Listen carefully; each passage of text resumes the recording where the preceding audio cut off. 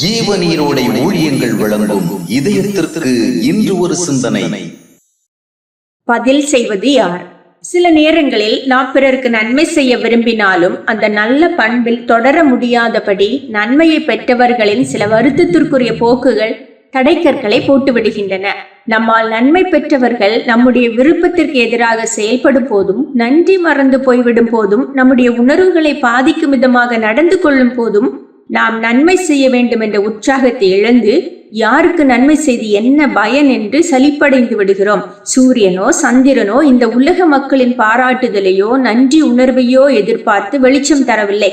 காற்றோ மழையோ நம்முடைய செயல்களின் தரத்தை பரிசோதித்துக் கொண்டிருக்கவில்லை. அவைகள் தேவ கட்டளையின்படி தங்களின் கடமைகளை நிறைவேற்றுகின்றன.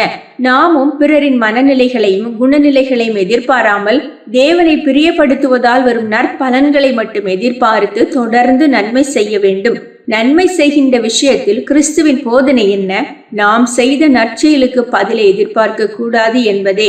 எந்த ஒரு பிரதிபலனையும் எதிர்பாராமல் செய்வதே கிறிஸ்துவ பார்வையில் நன்மை செய்தலாகும். நன்மை செய்கிறவர்களுக்கே நீங்கள் நன்மை செய்தால் உங்களுக்கு பலன் என்ன? பாவிகளும் அப்படி செய்கிறார்களே என்றார் இயேசு.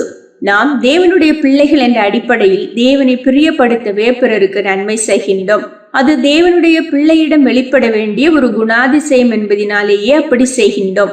அங்கே நமக்கு மற்றவர்களின் பிரதி செயலோ நன்றி உணர்வோ தேவையில்லை.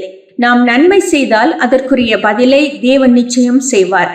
ஆனால் பல நேரங்களில் நாம் பல நன்மைகளை செய்திருந்தும் அதற்குரிய பதில் நன்மைகளை தேவனிடமிருந்து பெறுவதில்லை. ஏனென்றால் நாம் நன்மை செய்துவிட்டு பதில் செயலுக்காக தேவனை பாராமல் மனதினிடமே அதனை எதிர்பார்க்கின்றோம். எனவே மற்றவர்களின் நன்றி மறந்த போக்குகள் நமக்கு அதிருப்தியை ஏற்படுத்தி நன்மை செய்யும் சுபாவத்தை பலவீனப்படுத்தி விடுகிறது. ஆம், நன்மை செய்யும் நற்சுபாவ நிலையை விட்டு நம்மை விலக தூண்டும் அதிருப்தி உணர்வுகளை நாம் மேற்கொள்ள பிரயாசப்பட வேண்டியது மிகவும் அவசியம்.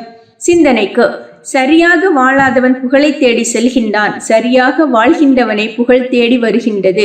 சரியாக வாழாதவன் புகழை தேடி செல்கின்றான், சரியாக வாழ்கின்றவனை புகழ் தேடி வருகின்றது.